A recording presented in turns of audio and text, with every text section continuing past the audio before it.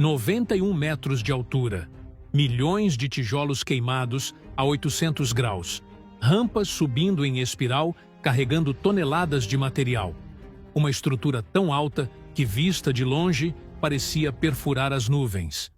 A Torre de Babel não foi apenas um prédio religioso, foi a construção mais ambiciosa, mais ousada e tecnicamente mais impossível do mundo antigo.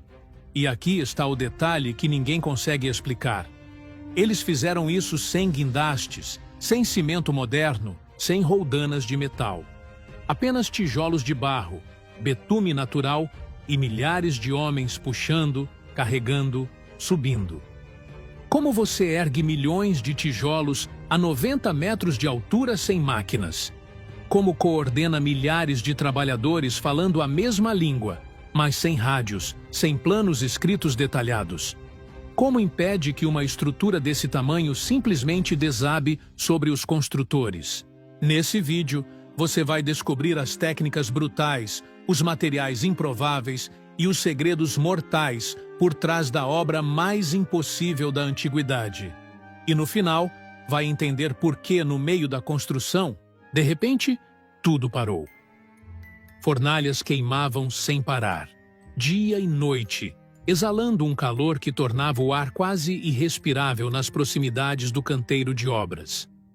Homens cobertos de argila seca trabalhavam sem cessar, moldando tijolos enquanto outros alimentavam o fogo com lenha trazida de regiões distantes, porque a planície de Sinear era pobre em árvore. No centro de toda essa atividade frenética, pairava uma pergunta impossível. Quantos tijolos são necessários para construir uma torre de 91 metros de altura?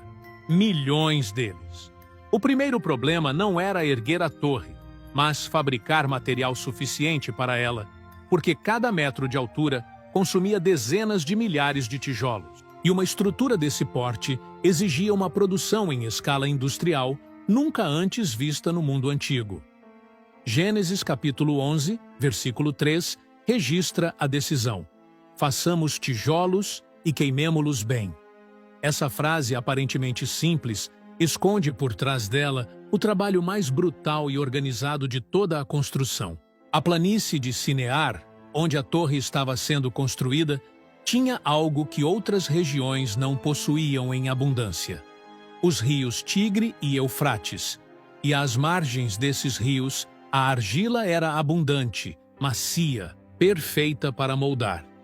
Grupos de trabalhadores desciam até as margens antes do sol nascer. Cavavam a argila com ferramentas simples de madeira e pedra, enchiam cestos enormes e carregavam tudo de volta para os canteiros de produção que, baseado em evidências arqueológicas de outras construções mesopotâmicas, provavelmente ficavam próximos aos rios para facilitar o acesso ao material. Transformar argila em tijolo exigia muito mais do que simplesmente moldar e deixar secar ao sol, porque tijolos crus eram frágeis, rachavam com facilidade e não aguentavam o peso de uma construção gigantesca. Por isso Gênesis fala em queimar bem, indicando que precisavam de tijolos cozidos, endurecidos pelo fogo, a temperaturas que estudos arqueológicos demonstraram serem superiores a 800 graus Celsius. As fornalhas mesopotâmicas eram estruturas enormes feitas de tijolos refratários, com aberturas para alimentar o fogo e chaminés para liberar a fumaça, dentro das quais centenas de tijolos eram empilhados e assados por dias seguidos. O trabalho perto das fornalhas era o mais penoso de todos, com o calor intenso fazendo homens desmaiarem regularmente, sem qualquer equipamento de proteção ou turnos curtos que permitissem descanso adequado. Queimaduras eram inevitáveis, marcando mãos, braços e rostos com respingos de cinzas quentes ou contato acidental com tijolos recém-saídos do fogo, enquanto a fumaça sufocava os pulmões dos trabalhadores que respiravam ar carregado de cinzas durante horas, muitos desenvolvendo doenças respiratórias que nunca melhoravam. Aqui surge um detalhe crítico que tornava tudo ainda mais difícil: o controle de qualidade. Não temos registros específicos